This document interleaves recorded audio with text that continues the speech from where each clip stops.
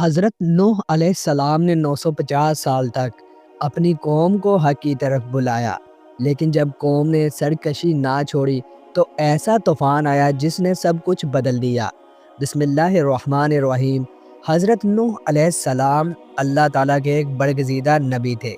آپ کو اپنی قوم کی طرف رسول بنا کر بھیجا گیا تاکہ وہ اللہ کی وحدانیت کو پہچانے اور گناہوں سے باز آئے۔ آپ تقریباً 950 سال تک اپنی قوم کو اللہ کی طرف بلاتے رہے، لیکن ان کی اکثریت نے آپ کی بات نہ مانی۔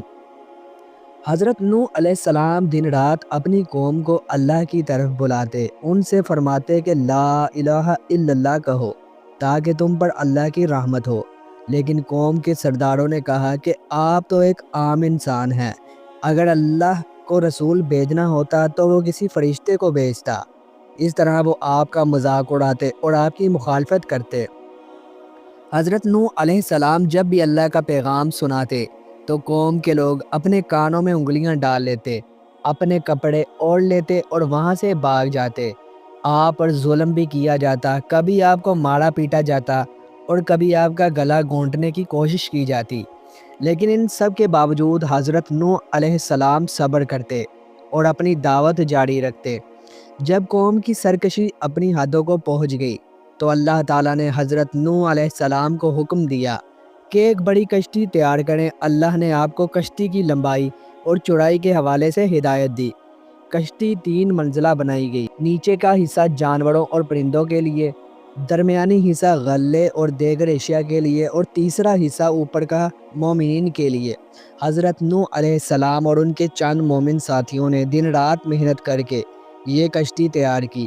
قوم کے لوگوں نے کشتی بنتے ہوئے بھی آپ کا مذاق اڑایا، لیکن آپ نے ان کی باتوں کی پرواہ نہ کی۔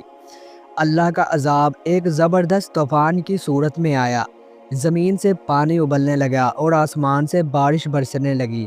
حضرت نوح علیہ السلام نے اللہ کے حکم سے اپنے ماننے والوں، جانوروں اور پرندوں کو کشتی میں سوار کر لیا۔ طوفان اتنا شدید تھا کہ تمام کافر غرق ہو گئے۔ حضرت نوح علیہ السلام کے ایک بیٹے اور بیوی نے آپ پر ایمان نہ لایا اور وہ بھی اس طوفان میں ہلاک ہو گئے۔ طوفان کے بعد کشتی ایک بلند پہاڑ پر جا کر رک گئی اور زمین پر امن و سکون بحال ہو گیا۔ حضرت نوح علیہ السلام کا واقعہ ہمیں یہ سکھاتا ہے کہ اللہ کے نبیوں کی بات ماننی چاہیے اور اللہ کی نافرمانی سے بچنا چاہیے۔ یہ واقعہ صبر، استقامت اور اللہ پر ایمان کا بہترین نمونہ ہے۔ اللہ ہمیں دین پر ثابت قدم رہنے کی توفیق عطا فرمائے۔ آمین ثم آمین۔